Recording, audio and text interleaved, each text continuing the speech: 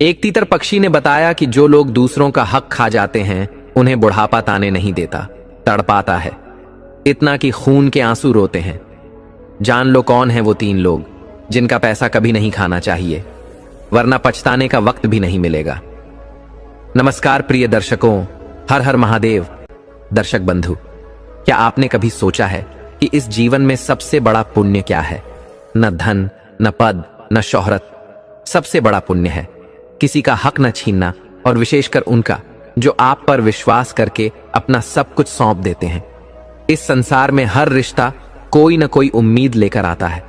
माता पिता आपको पालते हैं बिना कुछ मांगे। मजदूर आपके लिए खून पसीना बहाता है ताकि उसे दिन के अंत में एक रोटी मिल सके।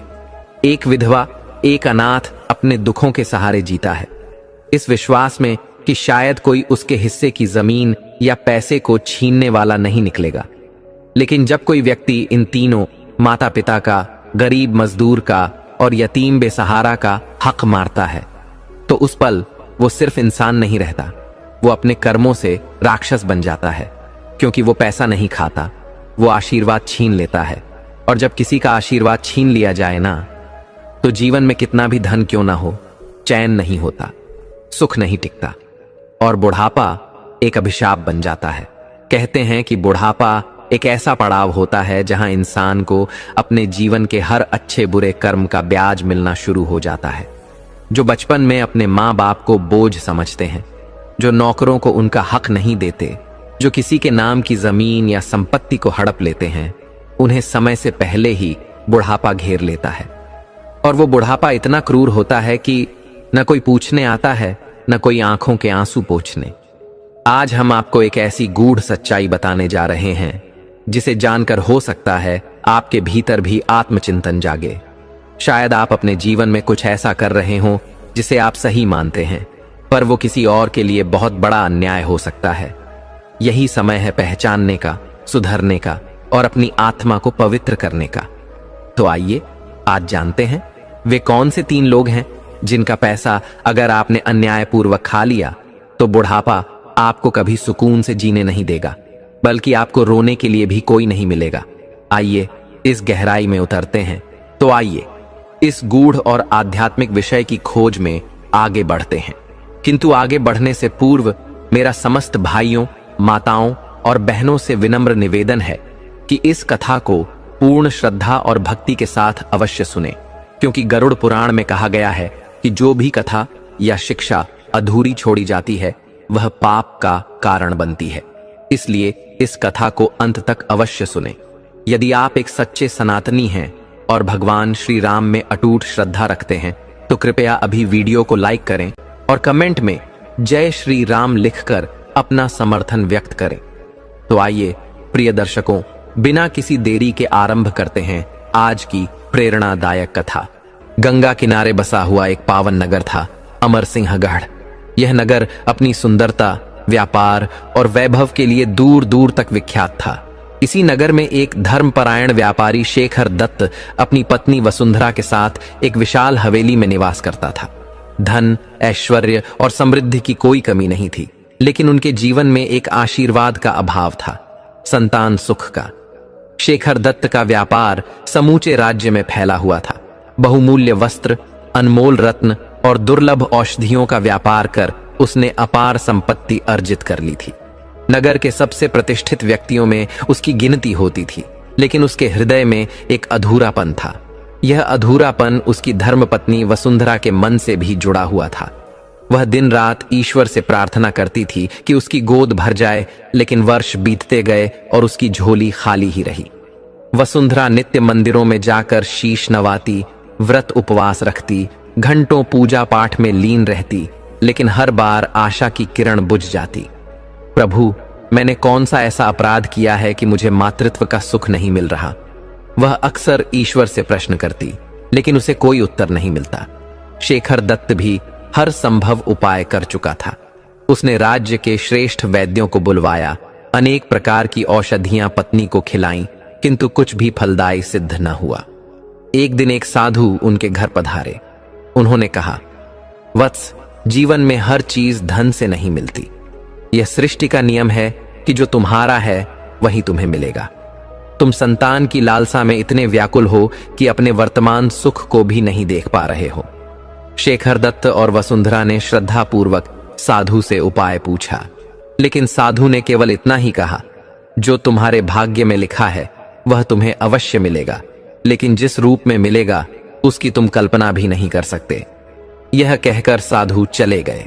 साधु के जाने के बाद भी वसुंधरा का व्याकुल मन शांत नहीं हुआ, लेकिन धीरे धीरे उसने अपने भाग्य को स्वीकार करना सीख लिया।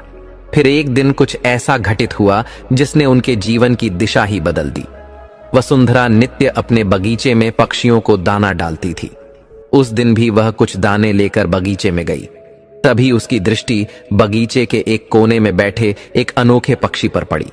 वह किसी सामान्य पक्षी से कहीं बड़ा था। उसके पंख स्वर्णिम आभा से दमक रहे थे और उसकी आंखों में दिव्य ज्योति थी, मानो वह कोई साधारण पक्षी न होकर ईश्वर का दूत हो। वसुंधरा ने श्रद्धा से उसे दाने अर्पित किए, लेकिन वह पक्षी शांत भाव से अपनी जगह बैठा रहा, मानो किसी विशेष क्षण की प्रतीक्षा कर रहा हो। संध्या तक वह पक्षी वहीं बैठा रहा।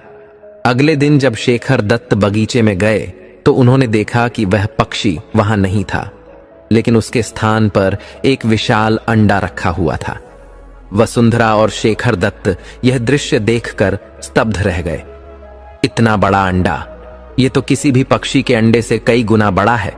वसुंधरा ने विस्मय से कहा, यह कोई साधारण वस्तु नहीं है, हमें इसे संभाल कर रखना चाहिए। शेखर दत्त बोले। दोनों ने अंडे को श्रद्धापूर्वक एक बड़े कपड़े में लपेटकर अपने घर के भीतर सुरक्षित रख लिया। वसुंधरा दिन रात उस अंडे की सेवा करती रही। उसके हृदय में एक अद्भुत प्रेम जाग उठा। उसे ऐसा प्रतीत हो रहा था मानो उसकी कोख में भले ही कोई संतान न आई हो, किंतु यह अंडा स्वयं भगवान का दिया हुआ वरदान है। धीरे धीरे उन्होंने अनुभव किया कि वह अंडा प्रतिदिन थोड़ा थोड़ा बड़ा हो रहा है। यह देखकर वे दोनों चकित हो गए। क्या यह सच में कोई साधारण अंडा है? शेखर दत्त ने सोचा। वसुंधरा का उस अंडे से एक विशेष संबंध जुड़ गया था। वह नित्य उसके पास बैठती, उसे स्पर्श करती और प्रेम पूर्वक उससे बातें करती, मानो उसे विश्वास हो गया था कि इस अंडे से कोई दिव्य चमत्कार प्रकट होने वाला है। लेकिन उसके मन में एक हल्का भय भी था। यदि यह अंडा फट गया और इसके अंदर से कुछ भयानक निकला तो? एक दिन उसने शेखर दत्त से अपनी चिंता व्यक्त की। शेखर दत्त मुस्कुराकर बोले, यदि ऐसा कुछ हुआ तो हम देख लेंगे, लेकिन हमें इसे छोड़ना नहीं चाहिए। फिर एक रात्रि कुछ ऐसा घटित हुआ जिसे देखकर उनके प्राण कांप उठे। उस रात अचानक भीषण आंधी आई। हवाएं इतनी तीव्र थीं कि हवेली के दरवाजे और खिड़कियां जोर जोर से हिलने लगे। तभी घर के भीतर से एक दिव्य प्रकाश फैलने लगा। शेखर दत्त और वसुंधरा घबराकर उस कक्ष की ओर दौड़े जहां अंडा रखा हुआ था। उन्होंने देखा कि अंडा धीरे धीरे कंपन कर रहा था और उसमें दरारें पड़ने लगी थीं। कुछ ही क्षणों में वह 2 भागों में विभाजित हो गया और उसके भीतर से एक नन्ही सी कन्या प्रकट हुई। हे प्रभु, यह कोई साधारण कन्या नहीं लगती, शेखर दत्त ने विस्मय से कहा। वसुंधरा ने श्रद्धा और प्रेम से उस कन्या को अपनी गोद में उठा लिया। वह बिल्कुल एक सामान्य शिशु की भांति थी, कोमल, सुंदर और दिव्य आभा से युक्त। उसकी गहरी भूरी आंखें और सुनहरे रेशमी बाल उसे विलक्षण बना रहे थे। हम इसे अपनी पुत्री बनाएंगे, वसुंधरा ने संकल्प पूर्वक कहा। लेकिन यह आई कहां से? क्या हमें इसे अपने पास रखना चाहिए? यह अब हमारी संतान है, चाहे यह किसी भी रूप में आई हो। यह प्रभु का प्रसाद है, वसुंधरा ने उत्तर दिया। इस प्रकार उस कन्या का नाम रखा गया सिया। अब वसुंधरा और शेखर दत्त का जीवन पूर्ण हो चुका था। उन्होंने सिया का पालन पोषण एक संतान की भांति करना प्रारंभ कर दिया। लेकिन वे इस सत्य से अनभिज्ञ थे कि यह कन्या केवल एक संतान नहीं, अपितु एक महान रहस्य का अंश थी। नगर के कुछ वृद्ध जनों को जब इस अद्भुत घटना के बारे में ज्ञात हुआ तो उन्होंने इसे अपशकुन मान लिया। ऐसा पहले कभी नहीं हुआ कि कोई कन्या अंडे से जन्म ले। यह कोई संकेत है, शुभ या अशुभ, कौन जाने। धीरे धीरे नगर में तरह तरह की बातें फैलने लगीं। कोई कहता यह कोई शाप है, कोई इसे दैवीय वरदान मानता, तो कोई किसी अनहोनी का संकेत समझता। किंतु शेखर दत्त और वसुंधरा अडिग थे। उन्होंने निश्चय कर लिया था कि वे किसी की परवाह नहीं करेंगे। उनके लिए सिया केवल एक रहस्य नहीं बल्कि उनके जीवन का सबसे बड़ा आशीर्वाद थी। अब उनका धर्म यही था कि वे अपनी पुत्री की रक्षा करें और उसे संसार की प्रत्येक बाधा से बचाए। सिया अब धीरे धीरे बड़ी हो रही थी। उसकी हरकतें अन्य बच्चों से भले ही थोड़ी अलग थीं, लेकिन उसकी मासूमियत इतनी अलौकिक थी कि जो भी उसे देखता मोहित हो जाता। शेखर दत्त को महसूस हुआ कि सिया की बुद्धिमत्ता सामान्य बच्चों से कहीं अधिक थी। मात्र 3 वर्ष की आयु में वह स्पष्ट रूप से बोलने लगी थी। 4 वर्ष की होते ही वह गणित के जटिल प्रश्नों को सहजता से हल करने लगी, जिन्हें सामान्यतः बड़े बच्चे ही सीखते थे। उसे पुस्तकों से इतना प्रेम था कि वह घंटों तक बिना थके पढ़ती रहती। नगर के विद्वान भी उसकी तीव्र बुद्धि देखकर अचंभित थे। एक विद्वान ने कहा, शेखर दत्त जी, आपकी पुत्री कोई साधारण बालिका नहीं है। इतनी छोटी उम्र में इतनी अद्भुत क्षमता, यह निश्चित रूप से कोई ईश्वरीय देन है। हाँ, लेकिन कुछ लोग इसे गलत नजरिए से देख रहे हैं, शेखर दत्त ने चिंतित स्वर में कहा। सिया में एक और अद्भुत विशेषता थी। वह पशु पक्षियों से संवाद कर सकती थी। जब भी वह बगीचे में बैठती, चिड़ियाओं आकर उसके चारों ओर बैठ जाती, मानो उससे बातें कर रही हों। कुत्ते और बिल्लियां, जो आमतौर पर अनजान व्यक्तियों से डरते थे, सिया को देखकर एकदम शांत हो जाते थे। एक दिन शेखर दत्त ने देखा कि एक घायल कबूतर उड़ने की स्थिति में नहीं था। सिया ने उसे अपने नन्हे हाथों में उठा लिया और कुछ ही देर में वह कबूतर स्वस्थ होकर उड़ गया। यह बालिका कोई जादूगर नहीं बल्कि सृष्टि का अनुपम उपहार है, वसुंधरा ने गर्व से कहा। लेकिन हर व्यक्ति इस अनोखे गुण को अच्छे रूप में नहीं देख रहा था। जैसे जैसे सिया बड़ी हो रही थी, नगर के कुछ लोग उसके बारे में अजीब बातें करने लगे। एक बालिका जो अंडे से जन्मी है, यह अशुभ संकेत नहीं तो और क्या है। कोई साधारण मनुष्य का बच्चा इस तरह जन्म नहीं लेता। मैंने सुना है कि यह लड़की जादू जानती है। वह जानवरों से बातें करती है। अगर यह हमारे नगर में रही तो किसी अनहोनी का कारण बन सकती है। धीरे धीरे ये अफवाहें बढ़ने लगीं और लोगों के मन में भय बैठ गया। एक दिन क्रोधित लोगों की भीड़ शेखर दत्त के घर के बाहर आकर चिल्लाने लगी, इस लड़की को नगर से बाहर निकालो। वसुंधरा और शेखर दत्त भयभीत हो उठे। हमारी बेटी ने किसी का क्या बिगाड़ा है? वसुंधरा रोते हुए बोली, हम अपनी पुत्री की रक्षा करेंगे, चाहे कुछ भी हो जाए। शेखर दत्त ने दृढ़ संकल्प लिया। अंततः नगर के बड़े बुजुर्गों की एक सभा बुलाई गई। इस विषय को नगर के राजा वीरेंद्र सिंह के समक्ष प्रस्तुत किया गया। जब राजा ने यह सब सुना तो वह स्वयं भी चकित था। सिर्फ इसीलिए कि कोई बालिका अलग ढंग से जन्मी है, इसका अर्थ यह नहीं कि वह कोई अमंगलकारी शक्ति है, राजा ने कहा। लेकिन जनता के दबाव में उसे यह निर्णय लेना पड़ा कि इस मामले की जांच की जाए। यदि यह बालिका नगर के लिए कोई संकट नहीं है तो कोई उसे स्पर्श नहीं करेगा, राजा ने घोषणा की। राजा के इस निर्णय से शेखर दत्त और वसुंधरा को थोड़ी राहत मिली, लेकिन यह तो केवल आरंभ था। राजा के निर्णय के बावजूद कुछ कट्टर सोच वाले लोग शांत नहीं बैठे। एक रात जब सिया बगीचे में खेल रही थी, तभी कुछ नकाबपोश लोग उसके घर में घुस आए। उनका इरादा था कि वे उसे उठाकर कहीं दूर छोड़ दें। लेकिन जैसे ही वे सिया को छूने के लिए आगे बढ़े, अचानक एक अजीब ठंडी हवा चलने लगी। पास के पेड़ों की शाखाएं जोर जोर से हिलने लगीं। बगीचे में बैठे पक्षी जोर जोर से चिल्लाने लगे, मानो वे किसी संकट का संकेत दे रहे हों। वसुंधरा और शेखर दत्त की नींद खुल गई। क्या हो रहा है? शेखर दत्त ने ऊंची आवाज में पूछा। नकाबपोश लोग भयभीत हो गए और सिया को छोड़कर भाग निकले। ये कौन लोग थे? कोई नहीं चाहता कि यह बालिका नगर में रहे, लेकिन हम अपनी पुत्री को किसी भी हाल में सुरक्षित रखेंगे, शेखर दत्त ने दृढ़ निश्चय किया। इस घटना के बाद राजा वीरेंद्र सिंह स्वयं शेखर दत्त के घर आए और सिया से मिले। जब उन्होंने सिया को देखा तो वह उसकी मासूमियत और बुद्धिमत्ता से अत्यंत प्रभावित हुए। सिया, क्या तुम्हें डर लगता है? राजा ने स्नेह से पूछा। नहीं महाराज, डर तो वे रहे थे जो मुझे लेने आए थे, सिया ने मुस्कुराकर उत्तर दिया। राजा यह सुनकर और भी प्रभावित हुए। सिया, मैं तुम्हें वचन देता हूं कि कोई तुम्हें नुकसान नहीं पहुंचाएगा। तुम मेरी शरण में हो।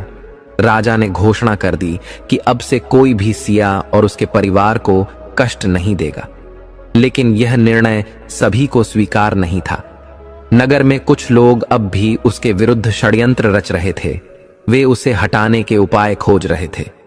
राजा वीरेंद्र सिंह द्वारा सुरक्षा मिलने के बाद सिया का जीवन पहले से कुछ बेहतर हो गया था।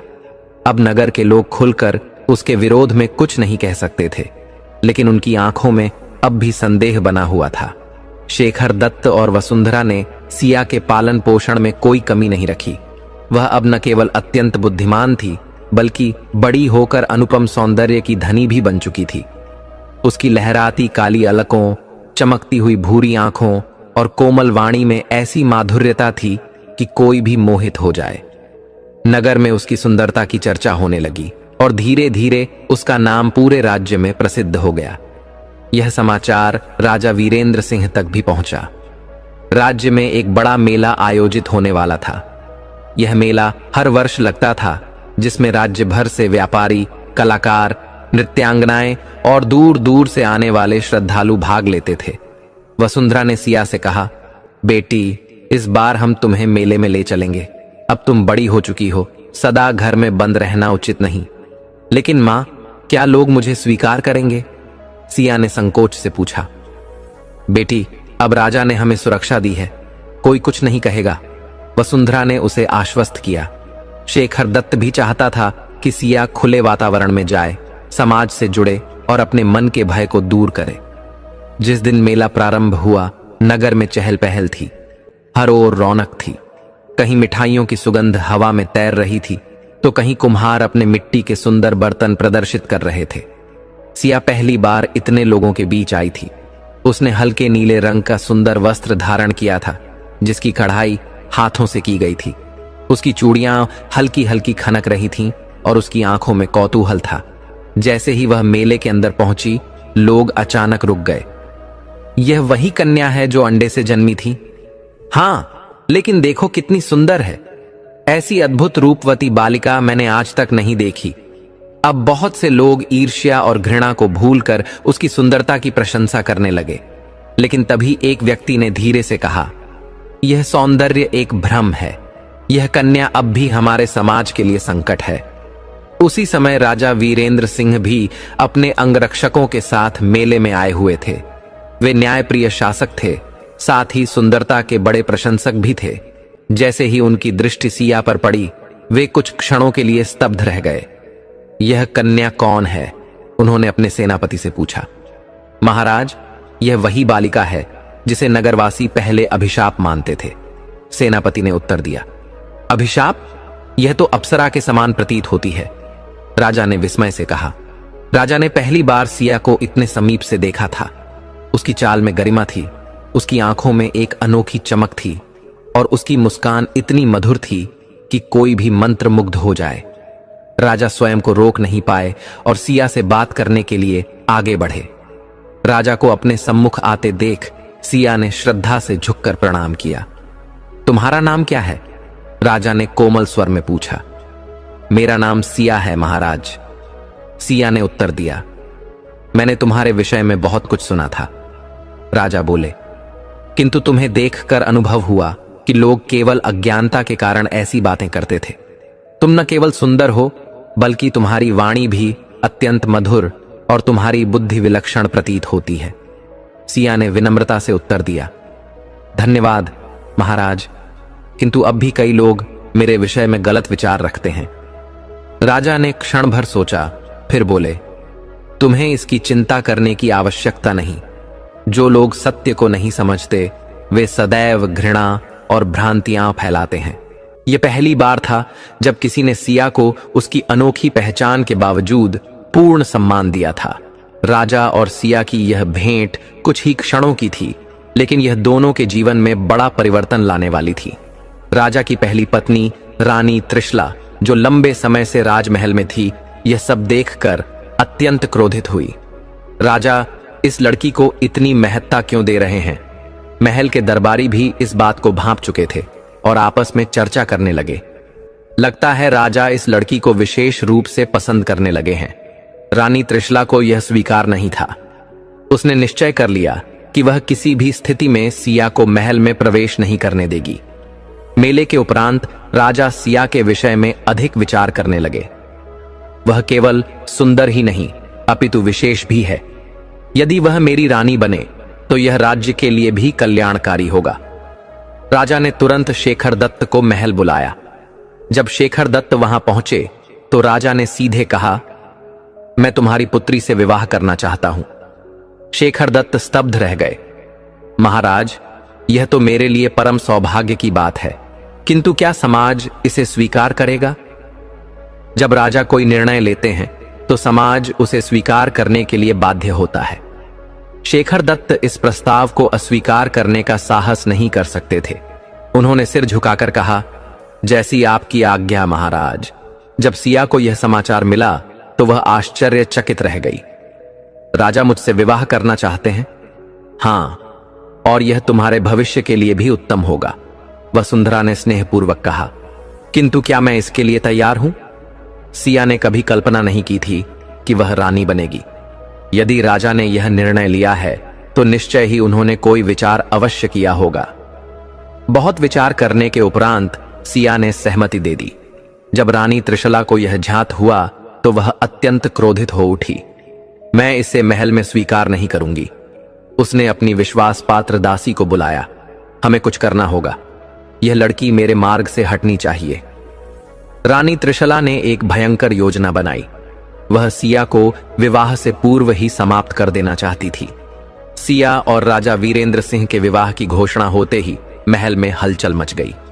महल के दरबारी से लेकर नगर के लोग तक इस समाचार से विस्मित थे। एक सामान्य व्यापारी की पुत्री जो अंडे से जन्मी थी अब इस राज्य की रानी बनने वाली है। यह कैसे संभव है? राजा के निर्णय को लेकर नगर भर में चर्चाएं होने लगीं। किंतु सबसे अधिक क्रोधित यदि कोई थी तो वह थी रानी त्रिशला। पहले ही राजा का ध्यान उसकी ओर से हट चुका था और अब यह कन्या उसकी स्थिति ग्रहण करने जा रही थी। वह इसे किसी भी प्रकार सहन नहीं कर सकती थी। महल में टहलते हुए रानी त्रिशला का क्रोध उसके चेहरे पर स्पष्ट था। यह नहीं हो सकता। मैं वर्षों से इस महल की रानी हूं और अब एक साधारण लड़की मेरी जगह लेगी। उसने अपनी सबसे विश्वास पात्र दासी मंजुला को बुलाया। हमें कुछ करना होगा। यह लड़की महल में कदम भी न रख पाए। रानी साहिबा, हम क्या कर सकते हैं? हमें इसे समाप्त करना होगा, और वह भी इस प्रकार कि किसी को संदेह न हो। मंजुला ने सिर हिलाया। हमें इसे पहले भयभीत करना होगा, जिससे यह स्वयं ही विवाह के लिए मना कर दे, और यदि यह नहीं मानी तो इसे मार्ग से हटाने का प्रबंध करना होगा। रानी त्रिशला ने इस योजना को स्वीकार कर लिया। वह जानती थी कि सिया अत्यंत साहसी थी, किंतु यह भी जानती थी कि यदि किसी के मन में धीरे धीरे भय भर दिया जाए तो वह स्वयं ही पीछे हट जाता है। अगली रात्रि जब सिया अपने कक्ष में विश्राम कर रही थी तब एक विचित्र घटना घटी। रात्रि के अंधकार में किसी ने उसके कक्ष की खिड़की पर 3 बार दस्तक दी। टक टक टक। सिया की आंखें खुल गईं। कौन है? उसने धीमे स्वर में पूछा, किंतु बाहर से कोई उत्तर नहीं आया। तभी अचानक कक्ष की मोमबत्ती एक तीव्र झटके से बुझ गई और संपूर्ण कक्ष अंधकारमय हो गया। सिया को अनुभव हुआ कि यह कोई साधारण घटना नहीं थी। उसने द्वार खोला और बाहर देखा, किंतु वहां कोई नहीं था। किंतु जैसे ही वह पुनः मुड़ी, उसने दीवार पर लाल रंग का एक चिन्ह देखा। भाग जाओ, अन्यथा मृत्यु निश्चित है। सिया का हृदय वेग से धड़कने लगा। उसने तुरंत माता पिता को बुलाया। शेखर दत्त और वसुंधरा कक्ष में आए तो यह दृश्य देखकर वे भी स्तब्ध रह गए। यह कौन कर सकता है? वसुंधरा ने घबराते हुए कहा। कोई हमें भयभीत करने का प्रयास कर रहा है, शेखर दत्त ने गंभीर स्वर में उत्तर दिया। अगली प्रातः शेखर दत्त सीधे महल पहुंचे और राजा वीरेंद्र सिंह को संपूर्ण घटना बताई। महाराज, कोई हमारी पुत्री को धमकाने का प्रयास कर रहा है। राजा ने यह सुनते ही कठोर स्वर में कहा, कोई सिया को महल में आने से रोकना चाहता है। मुझे संदेह है कि यह षड्यंत्र महल के भीतर से ही किसी ने रचा है। राजा ने तुरंत अपने प्रिय अंगरक्षक कर्णसेन को बुलाया। कर्णसेन, सिया की सुरक्षा को और भी मजबूत कर दो। यदि कोई भी संदिग्ध व्यक्ति उसके आसपास दिखे तो उसे तुरंत बंदी बना लो। कर्णसेन ने सिर झुकाकर आज्ञा स्वीकार की और अपने धर्म का पालन करने की प्रतिज्ञा ली। उधर जब रानी त्रिशला को यह ज्ञात हुआ कि सिया भयभीत होकर पीछे नहीं हटी तो उसका क्रोध और अधिक बढ़ गया। यह कन्या इतनी सरलता से डरने वाली नहीं है, इसे मार्ग से पूरी तरह हटाना ही होगा। उसने अपनी विश्वास पात्र दासी मंजुला को बुलाया और एक भयानक योजना बनाई। इस बार इसे पूर्णतः समाप्त कर देना होगा, किंतु हमें ऐसा करना होगा कि किसी को कोई संदेह न हो, मंजुला ने धीरे से कहा। रानी कुछ क्षण विचार करती रही और फिर बोली, सिया की हत्या उसी के विवाह समारोह में होगी। मंजुला अचंभित रह गई।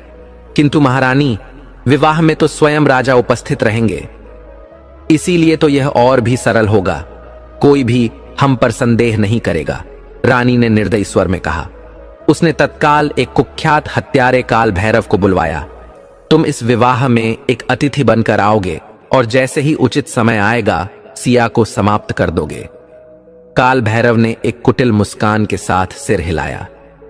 महल में विवाह की तैयारियां जोरों पर थीं।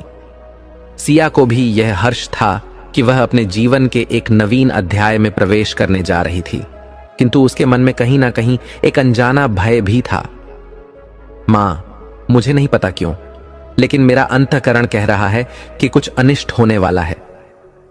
वसुंधरा ने स्नेह से सिया के सिर पर हाथ रखा और कहा, बेटी, राजा ने तुम्हारी सुरक्षा का संपूर्ण प्रबंध किया है, चिंता मत करो। किंतु सिया का मन अब भी विचलित था। अंततः वह शुभ दिन आ पहुंचा जब सिया और राजा वीरेंद्र सिंह का विवाह संपन्न होने वाला था। संपूर्ण महल को स्वर्ण और रजत की मनमोहक सजावट से अलंकृत किया गया था। हजारों दीप जलाए गए थे और संपूर्ण नगर इस भव्य विवाह को देखने आया था। सिया ने लाल रंग का दिव्य परिधान धारण किया हुआ था। उसके मुखमंडल पर हल्की सी मधुर मुस्कान थी, किंतु उसके हृदय में एक अनजाना संशय भी था। भीड़ में एक ऐसा व्यक्ति भी था जिसकी आंखों में द्वेष और हिंसा की ज्वाला जल रही थी, काल भैरव।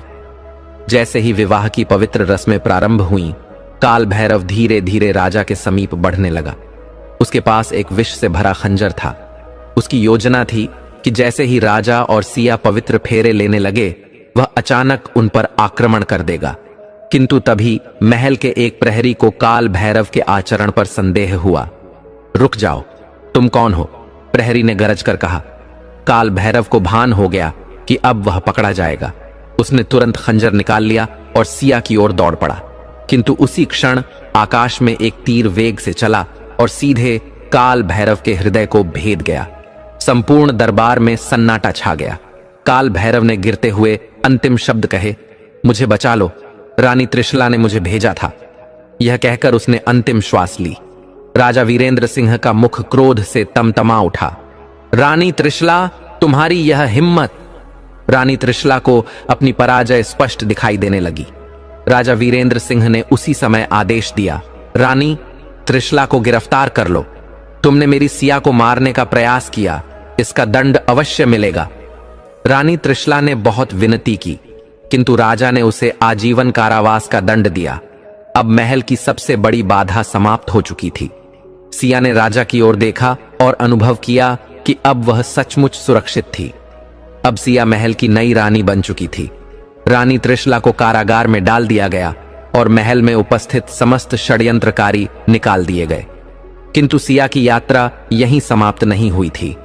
जिस महल में उसे शांति और प्रेम की आशा थी, वही महल अब रहस्यों और अनदेखे खतरों का स्थान बनने वाला था। विवाह के उपरांत संपूर्ण महल में उत्सव का वातावरण था। अब सिया इस भव्य ऐतिहासिक महल की रानी बन चुकी थी। महल को स्वर्ण, रजत और बहुमूल्य रत्नों से सजाया गया था। सैकड़ों सेवक उसकी सेवा में तत्पर खड़े थे। महल के हर कोने में अद्भुत कलाकृतियां और झूमर लटके थे। बगीचों में दुर्लभ विदेशी पुष्पों की मधुर सुगंध व्याप्त थी। राजा वीरेंद्र सिंह ने स्वयं सिया का हाथ पकड़कर उसे संपूर्ण महल दिखाया। यह हमारा दरबार है, जहां राज्य के सबसे महत्वपूर्ण निर्णय लिए जाते हैं। राजा ने सिया को सिंहासन कक्ष दिखाते हुए कहा। और यह हमारा ग्रंथालय है, जहां सैकड़ों वर्षों पुरानी पांडुलिपियां और धर्म ग्रंथ सुरक्षित रखे गए हैं। सिया यह सब देखकर अचंभित रह गई। उसने कभी नहीं सोचा था कि वह एक दिन ऐसे भव्य जीवन का भाग बनेगी। महल जितना भव्य था, उतना ही रहस्यमय भी था। प्रारंभिक कुछ दिन सामान्य बीते, किंतु धीरे धीरे अजीब घटनाएं होने लगीं। रात्रि में जब सिया अपने कक्ष में सो रही होती, तो उसे प्रतीत होता कि कोई परछाई उसके कक्ष में घूम रही है। कभी कभी दरवाजे स्वतः खुल जाते, खिड़कियों से धीमी धीमी फुसफुसाहट सुनाई देती। रात्रि में महल के गलियारों में किसी के चलने की आहट होती, किंतु जब सिया देखने जाती तो वहां कोई नहीं होता। क्या यह मेरा भ्रम है या वास्तव में कुछ अनहोनी घट रही है? सिया ने चिंतित होकर सोचा। एक दिन महल में भ्रमण करते हुए सिया की दृष्टि एक विशाल दरवाजे पर पड़ी। उस दरवाजे पर मोटी जंजीरें लगी हुई थीं। सिया ने समीप खड़े वरिष्ठ सेवक केशव से पूछा, यह दरवाजा क्यों बंद है? केशव ने घबराते हुए उत्तर दिया, रानी साहिबा, यह दरवाजा वर्षों से बंद है। राजा साहब ने इसे खोलने का निषेध किया है। किंतु क्यों? यह कक्ष पहले महारानी त्रिशला का था, लेकिन वर्षों पूर्व यहां कुछ ऐसा हुआ जिसके पश्चात राजा ने इसे सदा के लिए बंद करवा दिया। सिया को यह सुनकर और भी जिज्ञासा होने लगी। रात्रि को सिया को वही बंद दरवाजा याद आने लगा। आखिर इसमें ऐसा क्या है जिसे राजा ने बंद करवा दिया? वह धीरे धीरे उठी और उस कमरे के समीप पहुंची। उसने ध्यानपूर्वक सुना। भीतर से हल्की हल्की आवाजें आ रही थीं। क्या यहां कोई है? सिया ने धीमे स्वर में पूछा, किंतु कोई उत्तर नहीं आया। तभी अचानक दरवाजे के पीछे से किसी के चलने की आहट सुनाई दी। सिया का हृदय वेग से धड़कने लगा। अगले दिन सिया ने साहस कर राजा वीरेंद्र सिंह से पूछा, महाराज, वह कक्ष क्यों बंद है? वहां से विचित्र ध्वनियां क्यों आती हैं? राजा का मुखमंडल अचानक गंभीर हो गया। सिया, यह प्रश्न भूल जाओ। वह कक्ष अब किसी के लिए नहीं है। किंतु महाराज, मुझे यह जानना है। राजा ने गहरी सांस ली और बोले, उस कक्ष में अतीत की कुछ ऐसी स्मृतियां हैं जिन्हें विस्मरण कर देना ही उचित है। तुम वहां जाने का प्रयास मत करना। सिया ने अनुभव किया कि राजा इस विषय में अधिक वार्तालाप नहीं करना चाहते, किंतु इससे उसकी जिज्ञासा और भी तीव्र हो गई। राजा के निषेध के उपरांत भी सिया ने निश्चय कर लिया कि वह इस रहस्य से पर्दा अवश्य उठाएगी। एक रात्रि जब संपूर्ण महल निद्रा में लीन था, सिया धीरे धीरे उस बंद कक्ष के समीप पहुंची। उसने मशाल जलाई और दरवाजे के ताले को ध्यानपूर्वक देखा। यदि यह दरवाजा वर्षों से बंद है, तो फिर यहां से आवाजें क्यों आती हैं? सिया ने चारों ओर देखा। तभी अचानक उसे दीवार पर एक छोटा सा छेद दिखाई दिया। उसने आंख लगाकर भीतर देखा। जो कुछ उसने देखा, उससे उसकी रीढ़ की हड्डी में ठंडी सिहरन दौड़ गई। कक्ष के भीतर कोई उपस्थित था। एक स्त्री की छाया दीवार से सटी हुई थी और वह धीमे धीमे कुछ बड़बड़ा रही थी। सिया तुरंत पीछे हट गई। यह कौन है? क्या कोई यहां कैद है? अगली सुबह सिया ने साहस जुटाया और पुनः राजा से प्रश्न किया, महाराज, मैंने उस कमरे के भीतर झांका था, वहां कोई है। राजा वीरेंद्र सिंह का मुखमंडल क्षण भर के लिए श्वेत पड़ गया। तुमने भीतर देखा? हां, और अब मैं सत्य जानना चाहती हूं। राजा ने गहरी सांस ली और गंभीर स्वर में बोले, अब समय आ गया है कि तुम इस रहस्य से परिचित हो जाओ, सिया। राजा ने सिया को समीप बैठाया और उसे वर्षों पुरानी कथा सुनाने लगे। वह कक्ष रानी त्रिशला का था, किंतु जो वहां विद्यमान है वह त्रिशला नहीं है। सिया चौंक गई। तो फिर वहां कौन है? राजा ने सिया की आंखों में देखा और बोले, वह मेरी पहली संतान की माता थी, रानी देवकी। सिया अचंभित रह गई। किंतु महाराज, यदि वह जीवित हैं, तो उन्हें इस प्रकार कैद क्यों किया गया? राजा के मुख पर गहरी उदासी छा गई, क्योंकि वह सामान्य नहीं है।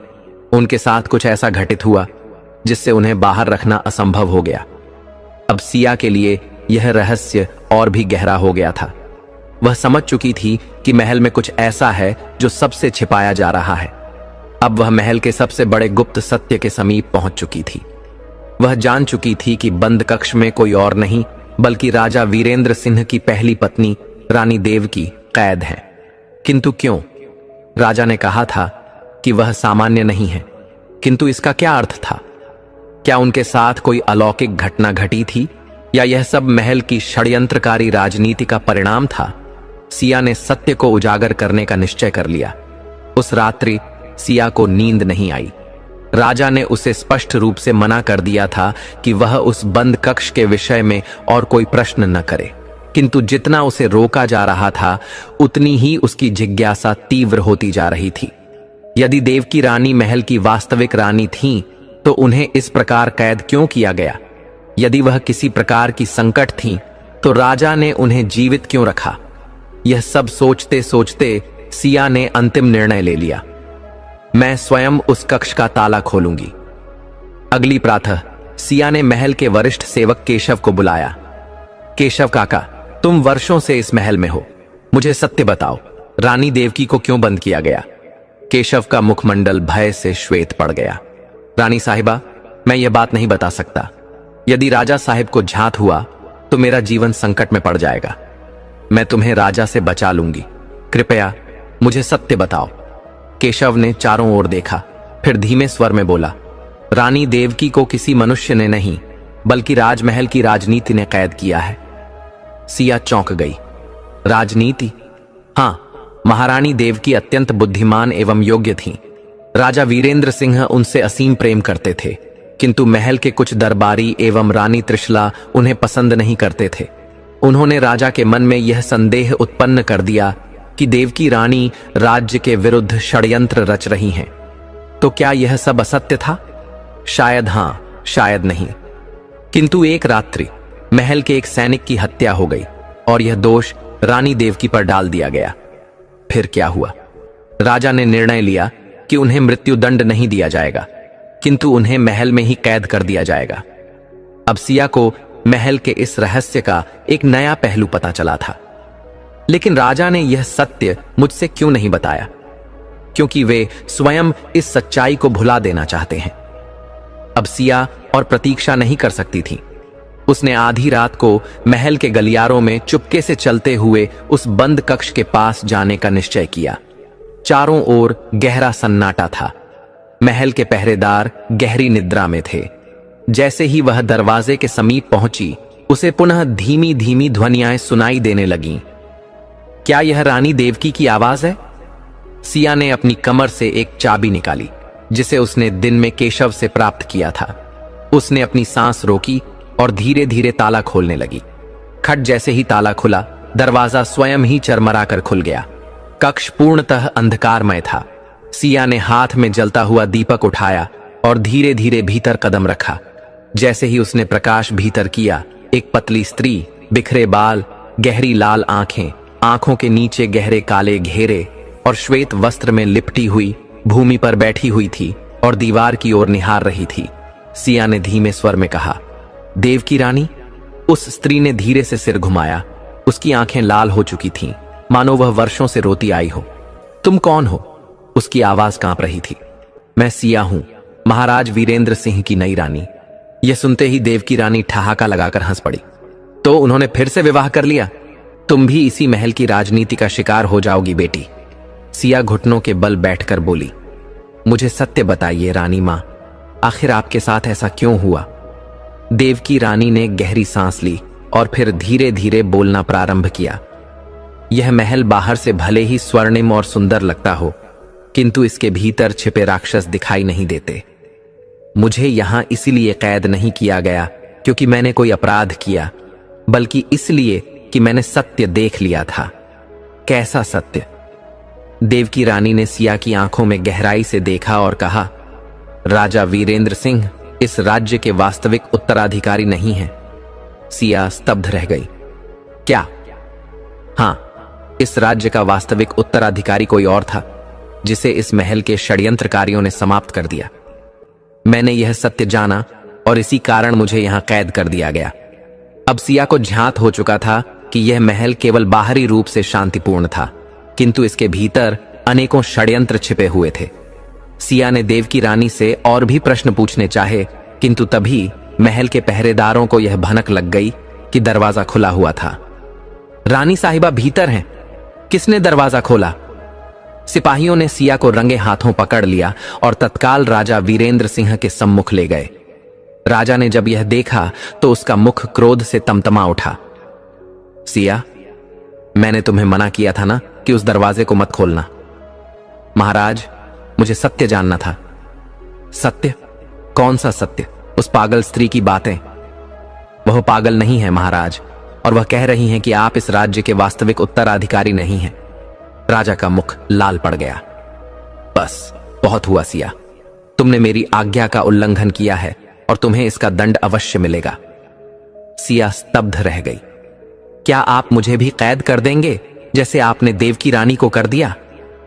राजा के पास इसका कोई उत्तर नहीं था। अब सिया समझ चुकी थी कि महल में बहुत बड़ा रहस्य छिपा है, किंतु क्या वह इस षड्यंत्र को उजागर कर पाएगी? क्या राजा वीरेंद्र सिंह स्वयं इस सत्य को स्वीकार करेंगे? सिया जान चुकी थी कि यह महल सिर्फ दिखने में भव्य था, किंतु इसके भीतर अनेक रहस्य दबे हुए थे। राजा वीरेंद्र सिंह क्रोधित थे क्योंकि सिया ने उस कक्ष का द्वार खोलकर देवकी रानी से भेंट की थी, किंतु अब सिया को एक और सत्य ज्ञात हो चुका था। राजा इस राज्य के वास्तविक उत्तराधिकारी नहीं थे। यदि राजा असली उत्तराधिकारी नहीं थे तो फिर सच्चा राजा कौन था? सिया अब इस गहरे रहस्य को उजागर करने के लिए पूर्णतः तैयार थी, किंतु यह इतना सरल नहीं था। महल में कई ऐसे लोग थे जो नहीं चाहते थे कि सिया इस सत्य को जान पाए। यदि वह आगे बढ़ी तो उसका जीवन संकट में पड़ सकता था, किंतु सिया अब पीछे हटने वाली नहीं थी। देवकी रानी से भेंट के बाद राजा वीरेंद्र सिंह ने सिया को सख्त चेतावनी दी थी कि वह महल के बंद कक्षों के विषय में कोई और प्रश्न ना करे। तुम रानी हो सिया, तुम्हारा धर्म है राज्य की सेवा करना, न कि पुराने घावों को पुनः कुरेदना। किंतु सिया चुप रहने वालों में से नहीं थी। राजा ने सिया की प्रत्येक गतिविधि पर दृष्टि रखने के लिए महल के सैनिकों को विशेष आदेश दिए थे। अब जहां भी सिया जाती वहां 2 सैनिक पहरा देते। उसे रात्रि में महल से बाहर जाने की अनुमति नहीं थी। यदि वह किसी से देवकी रानी या महल के पुराने राज्य के विषय में पूछती तो लोगों को उससे वार्तालाप करने से मना कर दिया जाता। क्या यह मेरा महल है या फिर मेरा ही एक बंदी गृह? सिया ने स्वयं से कहा। अब उसके पास केवल 2 विकल्प थे। या तो वह चुपचाप यह सब सह ले और एक सामान्य रानी की भांति जीवन व्यतीत करे, या फिर महल के गहरे रहस्यों को उजागर करने के लिए गुप्त रूप से खोजबीन करे। सिया ने दूसरा मार्ग चुना। वह जानती थी कि प्रत्येक राजमहल में पुराने शाही दस्तावेजों का एक गुप्त कक्ष होता है जहां राजवंशों का इतिहास संकलित होता है, किंतु वह कक्ष कहां था? उसने अपनी विश्वास पात्र दासी चारुलता को अपने साथ लिया। चारुलता, क्या तुम जानती हो कि महल के पुराने दस्तावेज कहां सुरक्षित रखे जाते हैं? चारुलता पहले तो भयभीत हो गई, किंतु फिर धीरे से बोली, रानी साहिबा, वह कक्ष महल की पश्चिमी दिशा में स्थित है जहां पुराने राजवंश के अभिलेख सुरक्षित हैं, किंतु वहां जाने की अनुमति केवल राजा और राजगुरु को है। सिया को यह सुनकर आश्चर्य हुआ। राजगुरु? किंतु उन्हें तो वर्षों हो गए महल से बाहर गए हुए। जी हां, किंतु पुराने दस्तावेजों की रक्षा के लिए उनके कुछ अनुयायी आज भी महल में रहते हैं। अब सिया को एक नया संकेत मिल चुका था। वह जानती थी कि महल के दस्तावेजों तक पहुंचने के लिए सबसे पहले उसे सैनिकों की दृष्टि से बचना होगा। उसने रात्रि के तीसरे प्रहर का इंतजार किया, जब पहरेदारों की सतर्कता कुछ कम हो जाती थी। चारुलता ने उसे एक पुरानी दासी का परिधान दिया। यदि कोई तुम्हें देख भी ले तो वह तुम्हें एक साधारण दासी ही समझेगा। सिया ने अपना राजसी वस्त्र त्याग दिया और एक साधारण दासी के रूप में परिवर्तित हो गई। फिर वह धीरे धीरे महल के गलियारों से होते हुए पश्चिमी कक्ष की ओर बढ़ने लगी। चारों ओर ध्यानपूर्वक देखने के बाद उसने अनुभव किया कि सैनिक अब भी पहरा दे रहे थे, किंतु सौभाग्य से पश्चिमी कक्ष की ओर अधिक ध्यान नहीं दिया जा रहा था। वह दबे पांव चलते हुए शाही अभिलेख कक्ष तक पहुंची, किंतु दरवाजे पर एक बड़ा ताला लगा हुआ था। अब क्या करूं? उसी क्षण उसे स्मरण हुआ कि चारुलता ने कहा था कि महल के दस्तावेजों की रक्षा के लिए कुछ अनुयायी आज भी महल में रहते हैं। उसने चारों ओर देखा और तभी एक वृद्ध व्यक्ति कक्ष के पास बैठे हुए दिखाई दिए। वह महल के सबसे वरिष्ठ ग्रंथ रक्षक आचार्य हरिदत्त थे। आचार्य हरिदत्त ने सिया को देखा और चौंक गए। रानी साहिबा, आप यहां इस समय? सिया धीरे से उनके समीप गई और बोली, आचार्य जी, मैं सत्य जानने आई हूं। इस राज्य का वास्तविक उत्तराधिकारी कौन था? आचार्य हरिदत्त सिहर उठे। रानी साहिबा, यह प्रश्न अत्यंत संकटमय है, किंतु मुझे सत्य जानना ही होगा। आचार्य हरिदत्त ने गहरी सांस ली और धीरे से बोले, ठीक है, किंतु पहले इस कक्ष का द्वार भीतर से बंद कर लो। सिया ने कक्ष का द्वार बंद किया। आचार्य हरिदत्त ने एक प्राचीन ग्रंथ उठाया और उसके पृष्ठ पलटने लगे। रानी साहिबा, यह इस राजवंश की वास्तविक कथा है। इसे पढ़कर आप स्वयं समझ जाएंगी कि असली उत्तराधिकारी कौन था। सिया ने ग्रंथ को ध्यानपूर्वक पढ़ना प्रारंभ किया। जैसे जैसे वह पढ़ती गई, उसकी आंखें चौड़ी हो गईं और उसके हाथ कांपने लगे। यह कैसे संभव है? ग्रंथ में लिखा था, राजा वीरेंद्र सिंह वास्तविक उत्तराधिकारी नहीं थे। उनके जन्म से पूर्व राजा का एक बड़ा भाई था, राजकुमार आदित्य। राजकुमार आदित्य को बाल्यकाल में ही महल से निष्कासित कर दिया गया था। कुछ दरबारियों ने षड्यंत्र रचकर उन्हें मृत घोषित करवा दिया, किंतु वास्तविकता यह थी कि वे जीवित थे। उन्हें गुप्त रूप से किसी अज्ञात स्थान पर भेज दिया गया था। सिया को विश्वास नहीं हो रहा था। तो इसका अर्थ यह हुआ कि इस राज्य के वास्तविक राजा राजकुमार आदित्य थे, किंतु उन्हें हटाकर वीरेंद्र सिंह को राजा बना दिया गया। आचार्य हरिदत्त ने सिर झुका लिया। हां, रानी साहिबा, और यही वह सत्य था जिसे देव की रानी जान चुकी थी। जब उन्होंने इस विषय में राजा से प्रश्न किए तो दरबारियों ने उन पर झूठे आरोप लगाकर उन्हें महल में बंद करवा दिया। अब सिया को समझ आ रहा था कि महल में यह सब क्यों हो रहा था, किंतु सबसे महत्वपूर्ण प्रश्न था, क्या राजकुमार आदित्य अब भी जीवित थे? अब सिया के सामने केवल एक ही लक्ष्य था, राजकुमार आदित्य को ढूंढना और इस षड्यंत्र को उजागर करना। किंतु यह सरल नहीं था। यदि राजा वीरेंद्र सिंह को यह ज्ञात हो गया कि सिया यह सब जान चुकी है, तो वे उसे रोकने का हर संभव प्रयास करेंगे। महल में ऐसे कई लोग थे जो नहीं चाहते थे कि यह सत्य बाहर आए, किंतु सबसे बड़ा प्रश्न यही था, यदि राजकुमार आदित्य जीवित हैं तो वे कहां हैं? अब सिया को अपनी अगली योजना बनानी थी। अब सिया को पूर्णतः ज्ञात हो चुका था कि राजा वीरेंद्र सिंह इस राज्य के वास्तविक उत्तराधिकारी नहीं थे, बल्कि राजकुमार आदित्य ही सच्चे उत्तराधिकारी थे, जिन्हें महल के षड्यंत्रकारियों ने छलपूर्वक निष्कासित कर दिया था। किंतु क्या वे अभी भी जीवित थे? यदि हां, तो वे कहां थे? यह खोज सरल नहीं थी।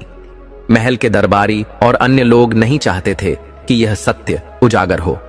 राजा वीरेंद्र सिंह स्वयं इस सच्चाई से अनभिज्ञ थे। अब सिया को अपने लक्ष्य तक पहुंचने के लिए गुप्त रूप से कार्य करना था। उसने आचार्य हरिदत्त से और अधिक जानकारी प्राप्त करने का निर्णय लिया। रात्रि के घने अंधकार में जब संपूर्ण महल निश्शब्द था, सिया दबे पांव चलती हुई शाही ग्रंथालय के गुप्त कक्ष में पहुंची। वहां आचार्य हरिदत्त पहले से ही प्रतीक्षा कर रहे थे। आचार्य जी, मुझे यह जानना आवश्यक है कि राजकुमार आदित्य को महल से निष्कासित किए जाने के पश्चात क्या हुआ? आचार्य हरिदत्त ने गहरी सांस ली। रानी साहिबा, यह जानकारी अत्यंत सीमित है। कुछ प्राचीन अभिलेखों में लिखा है कि जब राजकुमार आदित्य को हटाया गया तो उन्हें गुप्त रूप से कहीं भेज दिया गया था, किंतु कोई नहीं जानता कि वे कहां गए। तो क्या यह संभव है कि वे अब भी जीवित हों? संभावना अत्यंत कम है, किंतु असंभव नहीं। अब सिया और भी दृढ़ निश्चय कर चुकी थी, मुझे यह सत्य किसी भी स्थिति में जानना होगा। आचार्य हरिदत्त ने धीरे धीरे एक प्राचीन लकड़ी की अलमारी खोली। उन्होंने वहां से एक अत्यंत प्राचीन धूल से ढका हुआ पत्र निकाला। रानी साहिबा, यह पत्र मुझे वर्षों पूर्व प्राप्त हुआ था। यह पत्र महल से गुप्त रूप से भेजा गया था और इसे आज तक किसी ने नहीं पढ़ा। सिया ने शीघ्रता से पत्र को खोला और पढ़ना प्रारंभ किया। मैं जीवित हूं। मुझे एक अज्ञात स्थान पर भेज दिया गया है, किंतु मैं पुनः लौटूंगा। यदि कोई यह पत्र पढ़ रहा है तो उसे ज्ञात होना चाहिए कि मेरा नाम अभी भी इस राज्य की भूमि में गूंजता है। मैं इस राजवंश का वास्तविक उत्तराधिकारी हूं, राजकुमार आदित्य। सिया की आंखों में चमक आ गई। आचार्य जी, यह पत्र कितने वर्षों पुराना है? यह पत्र लगभग 25 वर्ष पूर्व लिखा गया था। यदि उन्होंने लिखा था कि वे लौटेंगे, तो इसका अर्थ यह हुआ कि वे अब भी जीवित हो सकते हैं। आचार्य हरिदत्त ने सिर हिलाया। संभावना है, किंतु हमें यह जानना होगा कि वे गए कहां थे। सिया ने पत्र को ध्यानपूर्वक देखा। अचानक उसे अनुभव हुआ कि पत्र के नीचे एक संकेत चिन्ह था, एक अत्यंत हल्का, लगभग मिट चुका संकेत। यह क्या है? उसने पत्र को दीपक के समीप ले जाकर ध्यानपूर्वक देखा। संकेत में एक स्थान का नाम लिखा था, नीलगिरी पर्वत। अब सिया को पहली कड़ी प्राप्त हो चुकी थी। राजकुमार आदित्य को नीलगिरी पर्वत भेजा गया था, किंतु सबसे महत्वपूर्ण प्रश्न यह था, क्या वे अब भी वहीं हैं? अब सिया के पास पहला सुराग था, किंतु यह यात्रा सरल नहीं थी। नीलगिरी पर्वत महल से लगभग 3 दिवस की यात्रा पर था, किंतु सबसे बड़ी समस्या यह थी कि राजा वीरेंद्र सिंह ने सिया की प्रत्येक गतिविधि पर सैनिकों को निगरानी के लिए नियुक्त कर दिया था। यदि मैं सीधे कह दूं कि मैं नीलगिरी पर्वत जाना चाहती हूं, तो राजा अवश्य ही मुझे रोक देंगे। मुझे यह कार्य गुप्त रूप से करना होगा। सिया ने अपनी सबसे श्रद्धेय दासी चारुलता को बुलाया। चारुलता, मुझे तुम्हारी सहायता चाहिए। आप जो भी आदेश दें देवी। मुझे महल से बाहर जाने का मार्ग चाहिए, लेकिन किसी को संदेह न हो। चारुलता ने कुछ क्षण सोचा और फिर बोली, देवी, कुछ ही दिनों में राजमहल से एक विशेष धार्मिक यात्रा निकलेगी। इस यात्रा में कई संत, ब्राह्मण और सेवक महल से बाहर जाएंगे। यदि आप एक साधारण सेविका का वेश धारण कर लें, तो कोई भी आपको पहचान नहीं पाएगा। यह उपाय सिया को उचित लगा। यही सबसे उत्तम मार्ग है। सिया ने साधारण वस्त्र धारण किए और अपना मुख आंशिक रूप से ढक लिया। चारुलता ने उन्हें एक साधारण सेविका का रूप दे दिया और उनके हाथ में एक मिट्टी का बर्तन पकड़ा दिया, जिससे वे पूर्णतः एक सामान्य सेविका प्रतीत होने लगी। जब धार्मिक यात्रा के लोग महल से बाहर जा रहे थे, तो सिया भी उनमें सम्मिलित हो गईं और बिना किसी संदेह के महल से बाहर निकल गईं।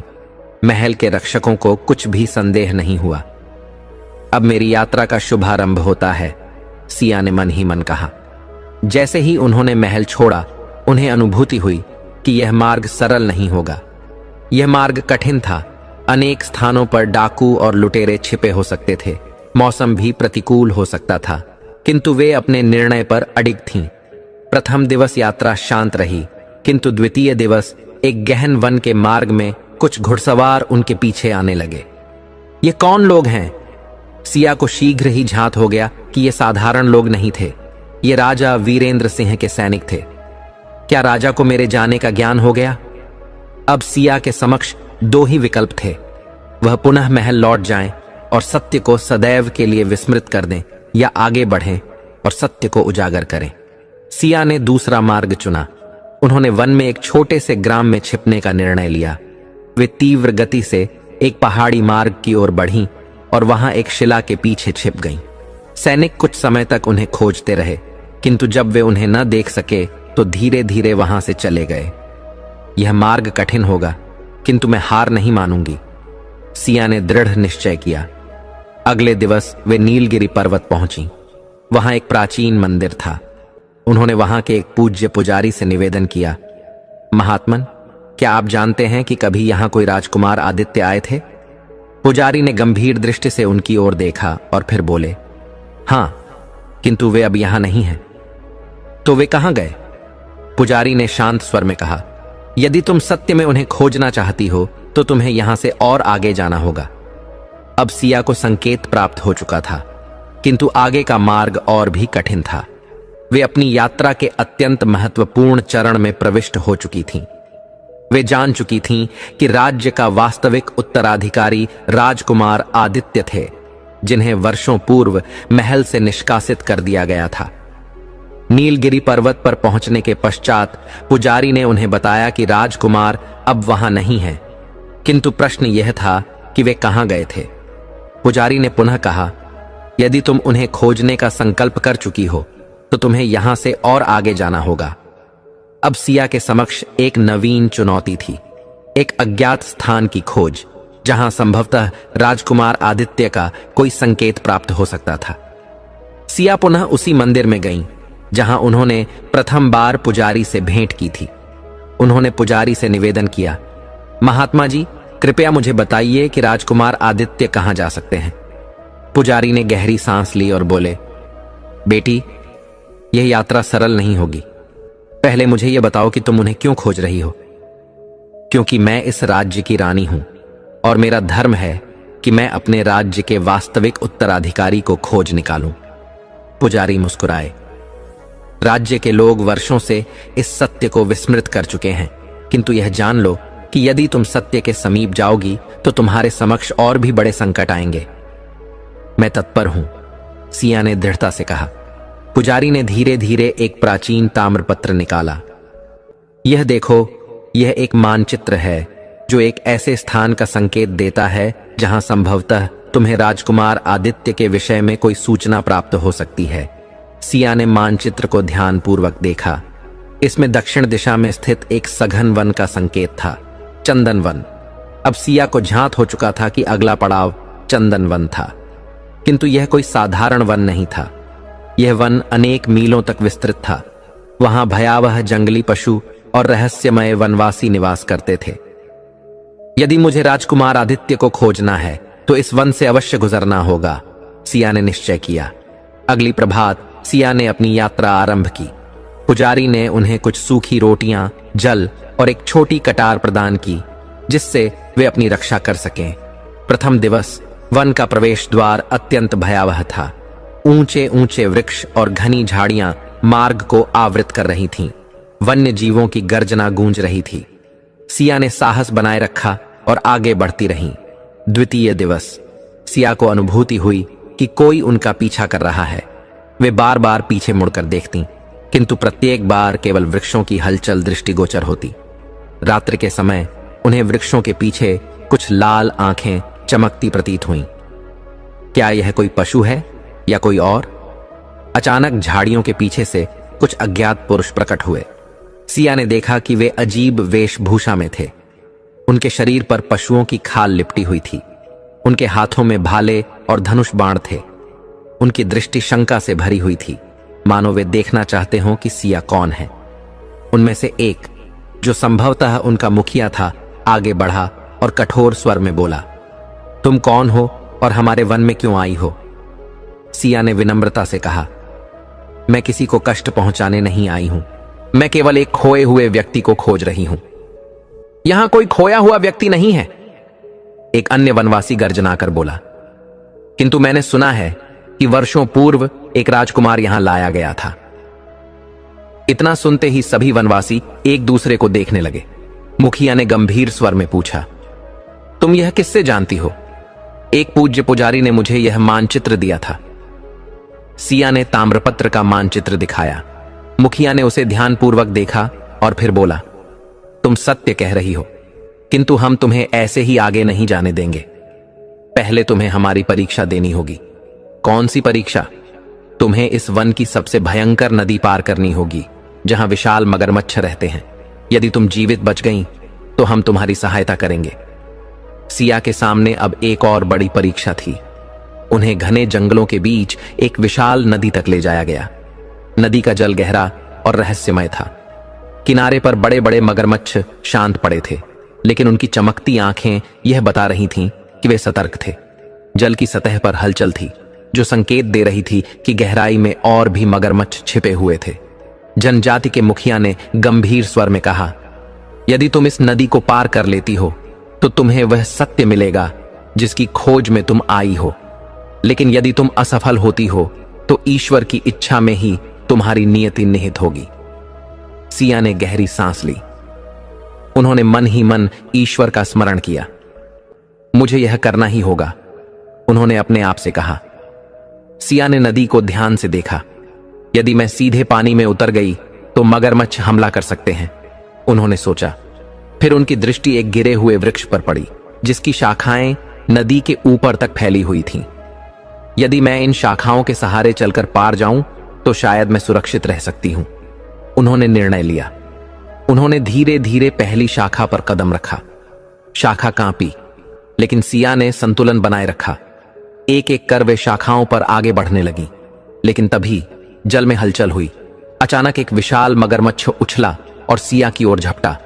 सिया ने तुरंत अपनी शक्ति को समेटते हुए खुद को ऊपर खींच लिया और दूसरी शाखा पर छलांग लगा दी। मगरमच्छ नीचे गिर गया और गुस्से में जल को उछालने लगा। आखिरकार निरंतर संघर्ष के बाद सिया ने नदी पार कर ली। जनजाति के लोग आश्चर्यचकित रह गए। मुखिया मुस्कुराए और बोले, तुमने असंभव को संभव कर दिखाया। अब हम तुम्हें सत्य बताने को तैयार हैं। राजकुमार आदित्य कहां हैं? सिया ने व्यग्रता से पूछा। मुखिया ने सिया को समीप बुलाया और धीरे से कहा, राजकुमार, आदित्य जीवित हैं। सिया की आंखों में आशा की ज्योति जल उठी। लेकिन वे अब चंदन वन में नहीं हैं। वर्षों पूर्व उन्हें यहां से एक गुप्त स्थान भेज दिया गया था। वह स्थान पहाड़ों के उस पार स्थित है। गुप्त स्थान? सिया ने विस्मय से पूछा। हां, उसे नीमगढ़ कहते हैं। वहां केवल वही जा सकते हैं जिन्हें गांव के बुजुर्गों की स्वीकृति प्राप्त हो। अब सिया को अपने अगले पड़ाव का ज्ञान हो गया था। राजकुमार आदित्य जीवित थे और उन्हें चंदन वन से नियमगढ़ भेज दिया गया था। लेकिन नियमगढ़ कोई सामान्य स्थान नहीं था। वह स्थान किसी भी मानचित्र पर अंकित नहीं था। वहां जाने के लिए विशेष अनुमति की आवश्यकता थी। बाहरी लोगों का वहां प्रवेश लगभग असंभव था। अब सिया के सामने सबसे कठिन प्रश्न था, मैं इस गुप्त स्थान तक कैसे पहुंचूं? मुखिया ने उन्हें मार्ग समझाते हुए कहा, रानी साहिबा, यह यात्रा सरल नहीं होगी। तुम्हें पहले शीतल नदी पार करनी होगी, फिर पहाड़ों के सांप की घाटी से गुजरना होगा, तभी तुम नियमगढ़ पहुंच सकती हो। सांप की घाटी? सिया चौंक गई। हां, वह घाटी अत्यंत कठिन और रहस्यमय है। वहां केवल वही लोग जीवित रह सकते हैं जो अपने साहस और धैर्य की परीक्षा में सफल होते हैं। मैं यह करने के लिए पूरी तरह तैयार हूं, सिया ने दृढ़ संकल्प के साथ कहा। मुखिया ने उन्हें कुछ सूखी रोटियां, जल और एक छोटी कटार दी। इस कटार को अपने पास रखना, यह तुम्हारी रक्षा करेगी, मुखिया ने कहा। सिया ने कृतज्ञता से सिर झुकाया और अपनी यात्रा प्रारंभ की। उन्होंने जंगल पार किया और शीतल नदी तक पहुंची। यह नदी अत्यंत गहरी थी, जल अत्यंत ठंडा था और उसमें प्रवाह बहुत तेज था। यह कैसे पार करूं? सिया ने सोचा। तभी उनकी दृष्टि किनारे पर पड़ी एक टूटी हुई नाव पर गई। यदि मैं इसे ठीक कर सकूं तो शायद नदी पार कर सकती हूं, उन्होंने सोचा। उन्होंने अपनी साड़ी का एक हिस्सा फाड़ा और टूटी हुई लकड़ियों को कसकर बांध दिया।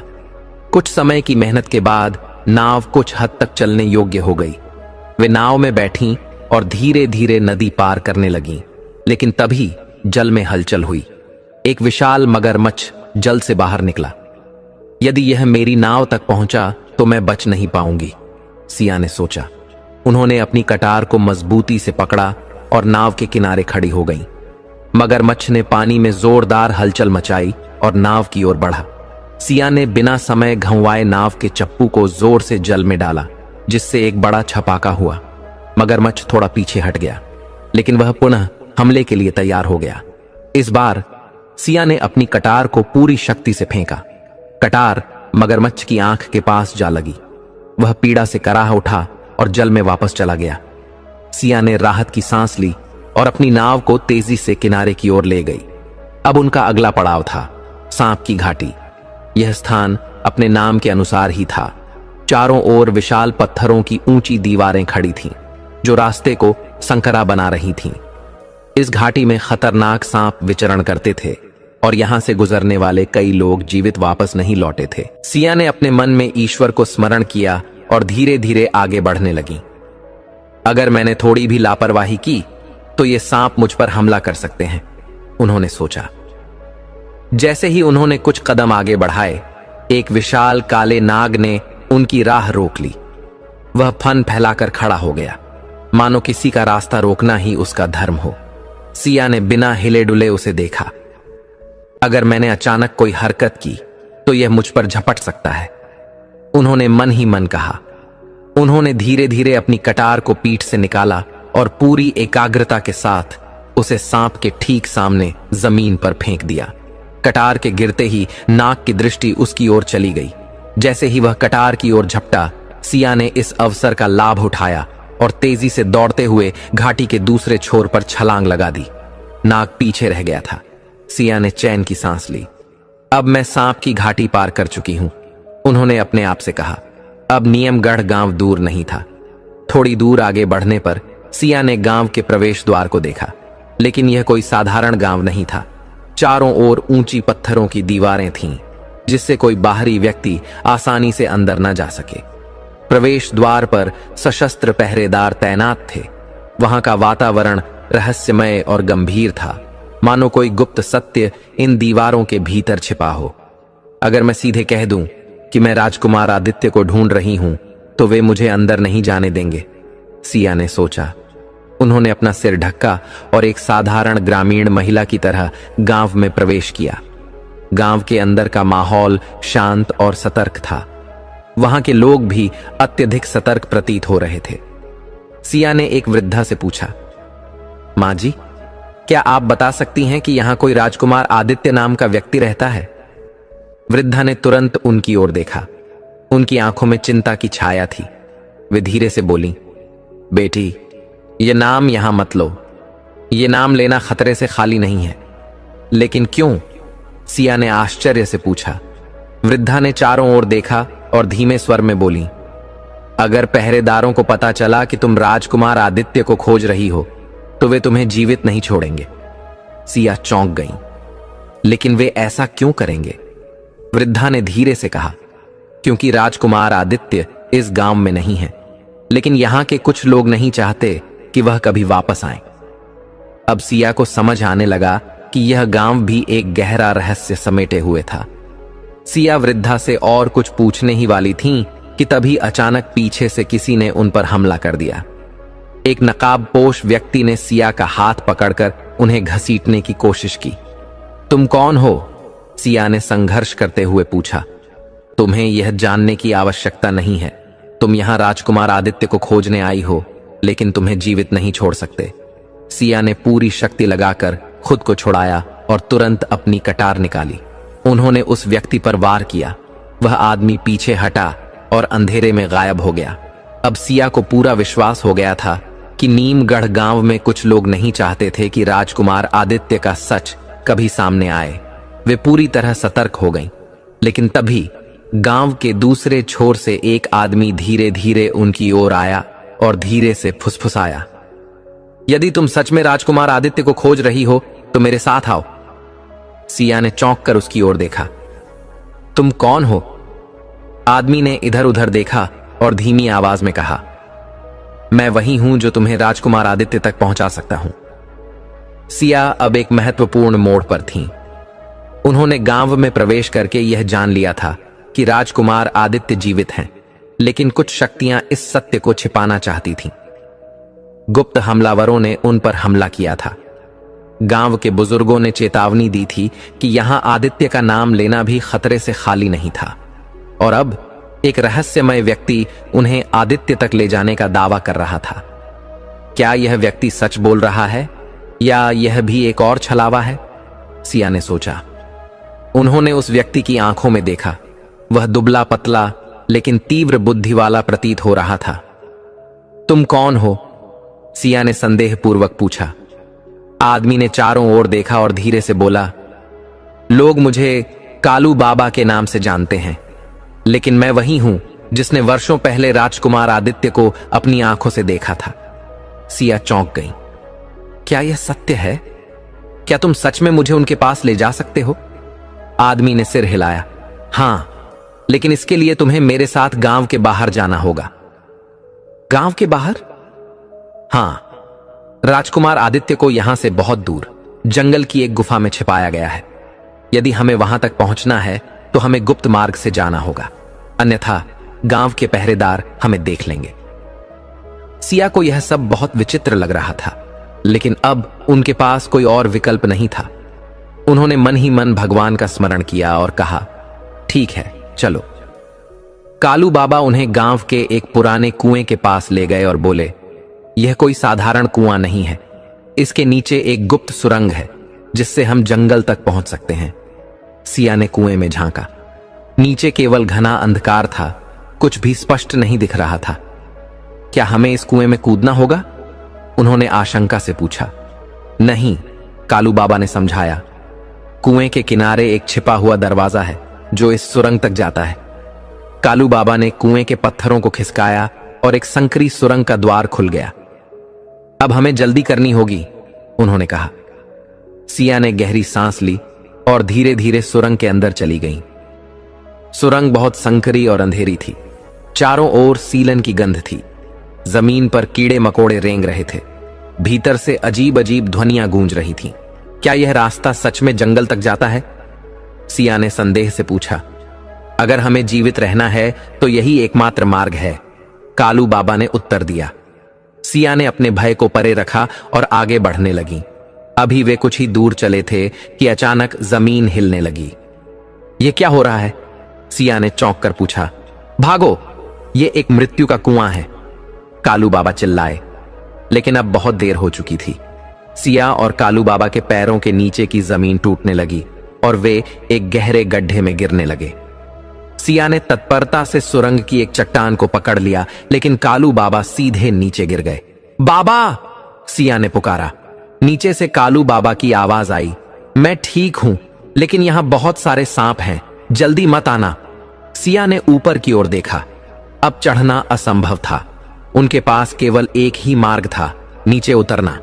उन्होंने गहरी सांस ली और अपने साहस को संजोते हुए धीरे धीरे नीचे कूद गईं। नीचे उतरते ही उन्होंने देखा कि कालू बाबा जमीन पर खड़े हैं और चारों ओर सांप लहरा रहे हैं। भगवान, इतने सारे सांप, सिया ने भयभीत होकर कहा। कालू बाबा ने धीमी आवाज में कहा, यह सब जहरीले सांप हैं। अगर हमने एक भी गलत कदम उठाया तो मृत्यु निश्चित है। सिया ने अपनी कटार निकाली और धीरे धीरे आगे बढ़ने लगी। तभी एक विशाल काला नाग सीधे उनकी ओर आया और फन फैलाकर खड़ा हो गया। अब क्या करें? सिया ने घबराकर पूछा। कालू बाबा ने धीरे से कहा, अपनी सांसों को धीमा करो। सांप तब तक हमला नहीं करते जब तक उन्हें खतरा महसूस नहीं होता। सिया ने अपनी सांस रोक ली और धीरे धीरे कदम बढ़ाने लगी। सांपों ने उन्हें घूरा, लेकिन उन्होंने हमला नहीं किया। आखिरकार सिया और कालू बाबा उस कुएं से बाहर निकल आए। हम बच गए, सिया ने राहत की सांस ली। अब आगे का मार्ग स्पष्ट था। अब वे जंगल के गहरे हिस्से में प्रवेश कर चुके थे। अब हमें कहां जाना होगा? सिया ने पूछा। आगे पहाड़ों में एक गुप्त गुफा है। संभवतः राजकुमार आदित्य वहीं छिपे हो सकते हैं, कालू बाबा ने उत्तर दिया।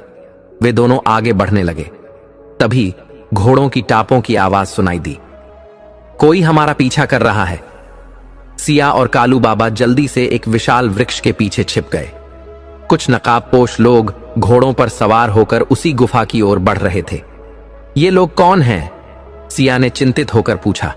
अगर वे भी राजकुमार आदित्य को खोज रहे हैं तो हमें उनसे पहले वहां पहुंचना होगा। वे तेजी से दौड़ने लगे।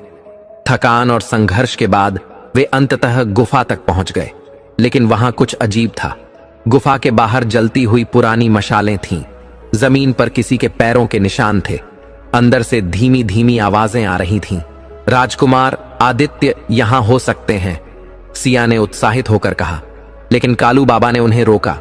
नहीं, हमें पहले यह देखना होगा कि अंदर कोई खतरा तो नहीं।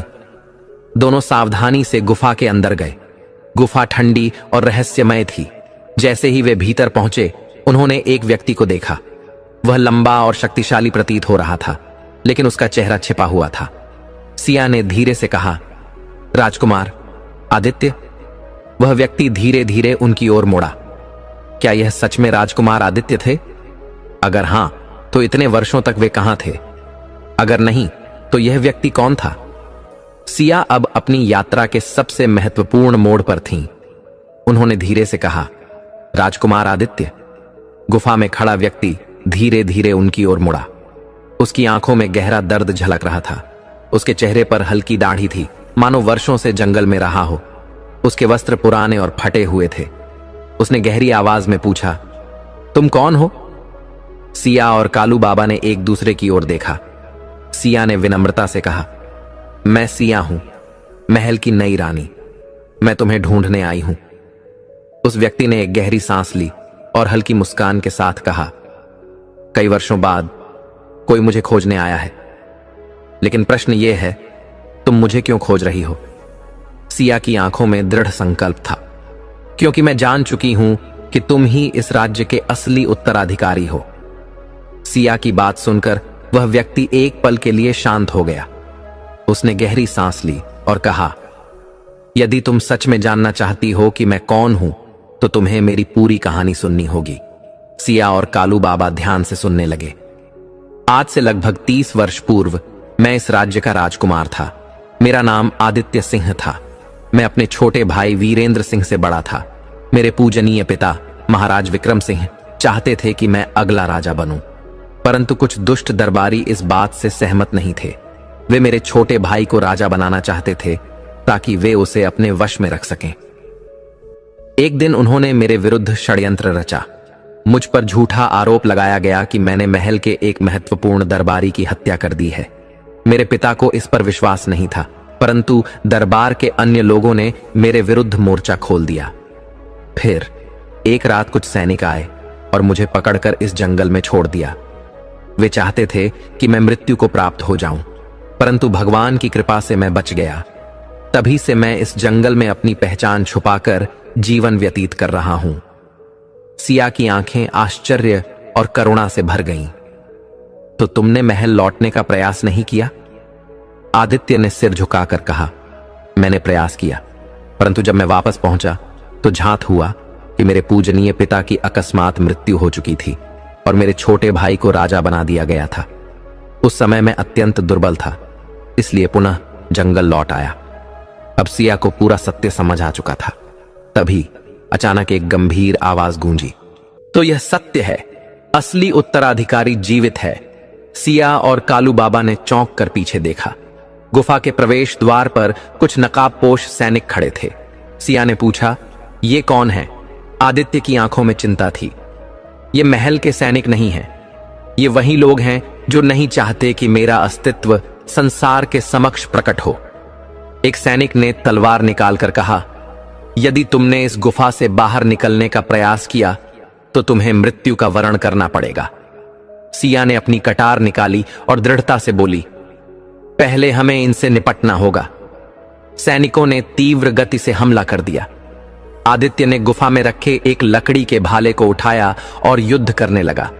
पहला सैनिक सिया पर झपटा, परंतु सिया ने उसकी तलवार को अपनी कटार से रोक लिया। दूसरा सैनिक कालू बाबा की ओर बढ़ा, परंतु बाबा ने अपनी लाठी से उसे धराशायी कर दिया। तीसरा सैनिक आदित्य पर वार करने आया, लेकिन आदित्य ने तुरंत पलटकर उसका आक्रमण विफल कर दिया।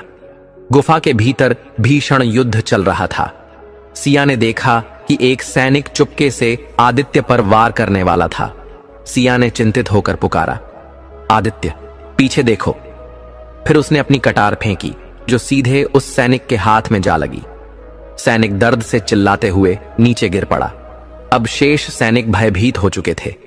यह असंभव है, एक अकेले व्यक्ति ने हमें पराजित कर दिया। वे सभी वहां से भाग खड़े हुए। आदित्य ने सिया की ओर देखा और कृतज्ञता से कहा, तुमने मेरी प्राण रक्षा की, परंतु अब प्रश्न यह उठता है कि आगे क्या करना चाहिए? सिया ने दृढ़ता से कहा, अब तुम्हें महल लौटना होगा। आदित्य ने गहरी सांस लेते हुए कहा, परंतु महल में अब सब वीरेंद्र सिंह के पक्ष में हैं। यदि मैं वहां जाऊं तो क्या गारंटी है कि मुझे पुनः बंदी नहीं बना लिया जाएगा? सिया ने आत्मविश्वास से उत्तर दिया, इस बार मैं तुम्हारे साथ हूं। मैं इस राज्य की रानी हूं और मुझे विश्वास है कि राजा वीरेंद्र सिंह सत्य को स्वीकार करेंगे और न्याय करेंगे। आदित्य कुछ क्षण सोचते रहे, फिर सिर हिलाकर बोले, ठीक है, मैं तुम्हारे साथ महल चलूंगा। अब सिया, आदित्य और कालू बाबा महल की ओर प्रस्थान कर चुके थे। लेकिन यह यात्रा सरल नहीं थी। मार्ग में कई बाधाएं थीं, कई और आक्रमण हो सकते थे, और सबसे बड़ी चुनौती यह थी कि राजा वीरेंद्र सिंह को कैसे समझाया जाए कि आदित्य ही वास्तविक उत्तराधिकारी हैं। जब वे महल के समीप पहुंचे तो वहां के सैनिकों ने उन्हें रोक लिया और कहा, रुको, तुम कौन हो?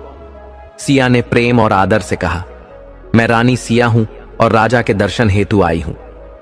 सैनिकों के मुख पर विस्मय उभर आया, किंतु उन्हें आज्ञा थी कि बिना अनुमति कोई भी राजा से भेंट नहीं कर सकता। तभी एक अन्य सैनिक महल के भीतर से दौड़ता हुआ आया और गूंजती हुई वाणी में बोला, महाराज को समाचार मिल चुका है। उन्हें झांत हो गया है कि कोई राजकुमार आदित्य को लेकर आ रहा है। सिया और आदित्य ने एक दूसरे की ओर देखा। अब क्या होगा? महल के कक्षों में यह बात बिजली की गति से फैल गई कि राजकुमार आदित्य लौट आए हैं। राज सिंहासन पर आसीन राजा वीरेंद्र सिंह को जब यह संवाद मिला, तब एक मंत्री उनके समक्ष उपस्थित हुआ और बोला, महाराज, कुछ व्यक्ति आपसे भेंट करना चाहते हैं। उनके साथ एक पुरुष है जो स्वयं को इस राजगद्दी का वास्तविक उत्तराधिकारी कहता है। राजा वीरेंद्र सिंह ने गंभीरता से उत्तर दिया, उन्हें भीतर लाओ। अब समस्त दरबार की दृष्टि महल के द्वार पर टिक गई। सिया, आदित्य और कालू बाबा धीरे धीरे महल में प्रवेश कर रहे थे। राजा वीरेंद्र सिंह ने जब आदित्य को देखा तो उनके नेत्रों में आश्चर्य और वेदना की छाया लहराने लगी। सिया की कठिन यात्रा अब पूर्णता के समीप थी। उसने जंगलों की भयावह रातों, मौत की घाटी, मगरमच्छों से भरी नदियों और गुप्त मार्गों को पार करके अंततः राजकुमार आदित्य को खोज निकाला था। किंतु अब सबसे कठिन कार्य शेष था, सत्य को प्रमाणित करना। आदित्य को महल तक लाना सरल था, किंतु क्या दरबारी और सैनिक उन्हें स्वीकार करेंगे? क्या राजा वीरेंद्र सिंह अपने बड़े भाई को हृदय से अपनाएंगे या पुनः षड्यंत्रकारी अपना मायाजाल बिछाएंगे? यह अब केवल एक व्यक्ति का संघर्ष नहीं था, यह संपूर्ण राज्य के भविष्य का निर्णय था। महल के भव्य द्वार धीरे धीरे खुले। सिया, आदित्य और कालू बाबा ने दरबार में प्रवेश किया। समस्त दरबार में सन्नाटा छा गया। मंत्रीगण और सेनापति विस्मित दृष्टि से आदित्य को निहार रहे थे। महल के पुराने सेवक चुपचाप फुसफुसा रहे थे, यह तो राजकुमार आदित्य हैं। रानियां और राज दरबार की स्त्रियां पर्दों के पीछे से झांक रही थीं। राजा वीरेंद्र सिंह अपने सिंहासन पर स्थित थे। उनके मुख पर गहन गंभीरता और अविश्वास स्पष्ट झलक रहा था। आदित्य ने दरबार का वातावरण ध्यानपूर्वक देखा, फिर वे सिंहासन के समक्ष खड़े हो गए और गंभीर स्वर में बोले, वीरेंद्र, क्या तुमने मुझे पहचाना? राजा वीरेंद्र सिंह कुछ क्षण मौन रहे, फिर उनकी गंभीर वाणी गूंजी, आदित्य, क्या यह सत्य है? क्या वास्तव में तुम जीवित हो? राजा के शब्दों के साथ ही दरबार में कोलाहल मच गया। कुछ दरबारियों ने विरोध किया, यह पुरुष झूठा भी हो सकता है, कोई भी स्वयं को राजकुमार बताकर आ सकता है, हमें इसे स्वीकार नहीं करना चाहिए। एक मंत्री आगे बढ़ा और राजा से बोला, महाराज, हमें इसकी पहचान की पुष्टि करनी होगी। यह महल के विरुद्ध कोई छल भी हो सकता है। राजा वीरेंद्र सिंह ने गहरी दृष्टि से आदित्य की ओर देखा और पूछा, क्या तुम यह प्रमाणित कर सकते हो कि तुम ही मेरे अग्रज हो? आदित्य ने गंभीरता से उत्तर दिया, हां, मैं यह सिद्ध कर सकता हूं। उन्होंने अपने कुर्ते की बांह ऊपर उठाई और अपना प्राचीन राज चिन्ह दिखाया। राजवंश के प्रत्येक उत्तराधिकारी के बाहु पर यह चिन्ह अंकित होता है। तुम भली भांति जानते हो कि यह निशान केवल हमारे कुल के सदस्य के पास ही होता है। राजा ने उस चिन्ह को देखा। उनके नेत्रों में संशय कुछ कम हुआ, किंतु वे पूर्णतः आश्वस्त नहीं थे। इसी बीच महल के एक कोने में कुछ दरबारी एकत्र हो गए थे। वे वही मंत्री थे जो वर्षों से राजा वीरेंद्र सिंह को अपने वश में रखते आए थे। उनमें से एक ने चिंतित स्वर में कहा, यदि आदित्य सिंहासन पर बैठे तो हमारी शक्ति समाप्त हो जाएगी, हमें कुछ करना होगा। दूसरा बोला, हमें राजा को आदित्य के विरुद्ध भड़काना होगा, हमें कोई ऐसा उपाय खोजना होगा जिससे राजा इन्हें अस्वीकार कर दें। अब महल के भीतर ही एक नई षड्यंत्र की बुनियाद रखी जा रही थी। सिया ने इन दरबारियों को एकत्र होते देखा और तुरंत कालू बाबा को संकेत दिया। दोनों धीरे धीरे उनके पीछे चलने लगे। सिया ने सुना कि वे राजा के वध की योजना बना रहे थे। यदि राजा को आदित्य से पहले मार दिया जाए तो यह समस्या समाप्त हो जाएगी। एक मंत्री फुसफुसाया। सिया की आंखें आशंका से चौड़ी हो गईं। ये लोग राजा की हत्या का षड्यंत्र कर रहे थे। अब उसे शीघ्रता से कुछ करना था। सिया तुरंत दरबार में पहुंची और ऊंचे स्वर में बोली, महाराज, आपके विरुद्ध षड्यंत्र रचा जा रहा है। राजा चौंक उठे। कौन सा षड्यंत्र? उसी समय एक मंत्री ने अचानक चाकू निकालकर राजा की ओर झपटा और चिल्लाया, मर जाओ वीरेंद्र सिंह! लेकिन इससे पूर्व कि चाकू राजा तक पहुंचता, आदित्य तीव्र गति से आगे बढ़े और हमलावर को धक्का दे दिया। चाकू आदित्य के हाथ में लग गया, किंतु उन्होंने आक्रमणकारी को भूमि पर गिरा दिया। सैनिकों ने तुरंत उन षड्यंत्रकारियों को बंदी बना लिया। राजा वीरेंद्र सिंह अब पूर्णतः समझ चुके थे कि आदित्य ने उनके प्राणों की रक्षा की थी। राजा ने भाव विह्वल होकर कहा, भैया मुझे क्षमा करें, मैं आपको पहचान नहीं सका। अब सत्य सबके समक्ष था। राजा वीरेंद्र सिंह ने समस्त दरबारियों की ओर देखा और कहा, सत्य को जितना दबाया जाए वह उतना ही प्रबल होकर प्रकट होता है। मेरे भाई को वर्षों तक महल से दूर रखा गया, किंतु अब समय आ गया है कि उन्हें उनका अधिकार मिले। आज से राजगद्दी के वास्तविक अधिकारी राजकुमार आदित्य होंगे। मैं अब सिंहासन त्याग कर इन्हें सौंपता हूं। पूरे दरबार में निस्तब्धता छा गई। फिर अचानक जय घोष गूंज उठा, राजकुमार आदित्य की जय हो, न्याय की जय हो। राजा वीरेंद्र सिंह ने अपने मुकुट को उतारा और आदित्य को सौंप दिया। आदित्य के नेत्रों में आंसू छलक आए। भैया, आपने मुझे मेरा सम्मान लौटा दिया। महल में सिया को भी अत्यंत सम्मान मिला। आदित्य ने कहा, यदि सिया ना होती तो मैं कभी वापस नहीं आ पाता। यह केवल रानी नहीं, एक सच्ची योद्धा है। सिया मुस्कुराई। अब राज्य में एक नए युग का शुभारंभ हुआ। राजा आदित्य ने धर्म, न्याय और सत्य का राज्य स्थापित किया। महल के षड्यंत्रकारी बंदी बनाए गए। राज्य में समृद्धि, न्याय और शांति का प्रकाश फैल गया और सबसे महत्वपूर्ण, सत्य की विजय हुई। मित्रों, दुनिया में पैसा कमाना आसान है, लेकिन पुण्य कमाना बहुत मुश्किल। कुछ लोग तो ऐसे होते हैं जो जिंदगी भर दूसरों की मेहनत का फल खाते हैं, लेकिन जब वक्त पलटता है ना, तो वही लोग बुढ़ापे में अकेले, लाचार और पछताते हुए आंसू बहाते हैं, और वो आंसू खून के होते हैं। अब हम जानते हैं उन 3 लोगों के बारे में जिनका पैसा अगर आपने अन्याय से खा लिया तो जीवन भर चैन नहीं मिलेगा। जो बेटा अपने माँ बाप के बुढ़ापे की लाठी बनने के बजाय उनके खून पसीने की कमाई को अपना हक समझकर खर्च कर देता है, उसे ये याद रखना चाहिए कि माँ बाप का पैसा सिर्फ धन नहीं, आशीर्वाद होता है। और जिस दिन वो आशीर्वाद छिनता है ना, उसी दिन से जीवन में दुखों की कतार लग जाती है। ऐसे लोग बुढ़ापे में अकेले रोते हैं और चाहकर भी कोई उनके आंसू नहीं पूछता। दूसरा, गरीब मजदूर या नौकर का हक।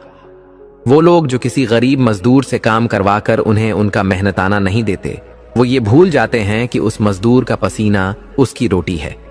उसका पैसा दबाकर आप शायद कुछ दिन ऐश कर लेंगे, लेकिन ऊपर वाला सब देखता है। वो पाई पाई का हिसाब लेता है, और जब लेता है तो आपके बुढ़ापे में दवा, रोटी और इज्जत तक छीन लेता है। तीसरा, यतीम या बेसहारा का हिस्सा। जो लोग किसी अनाथ, विधवा या बेसहारा के हिस्से की जमीन, मकान या संपत्ति पर कब्जा कर लेते हैं, उन्हें लगता है कि वो चालाक है, लेकिन ये चालाकी नहीं, अधर्म है। वो दुख जो आपने उस बेबस आत्मा को दिया है, वो चुप नहीं बैठता। वो आपकी किस्मत में जहर बनकर उतरता है, और जब जीवन का अंतिम पड़ाव आता है तो वही पाप आपके सिर पर चढ़कर नाचता है। इसलिए हे मानव, अभी चेत जाओ। इन 3 लोगों का पैसा अगर तुम्हारे पास किसी भी रूप में आया है तो तुरंत उसे लौटा दो, माफी मांग लो या दान कर दो, वरना ये जीवन जो आज रंगीन दिखता है, कल उसी में केवल अंधेरा होगा। पैसा सिर्फ बैंक में जमा नहीं होता, वो कर्मों में जमा होता है, और कर्मों का ब्याज कभी माफ नहीं होता। तो प्रिय साथियों, यह जीवन बहुत छोटा है, लेकिन इसके कर्म बहुत बड़े असर छोड़ते हैं। कभी किसी का हक न छीनो, न उस माँ बाप का जिसने तुम्हें चलना सिखाया, न उस गरीब मजदूर का जिसने तुम्हारे लिए पसीना बहाया, और न उस बेसहारा का जिसे दुनिया ने पहले ही बहुत कुछ छीन लिया है।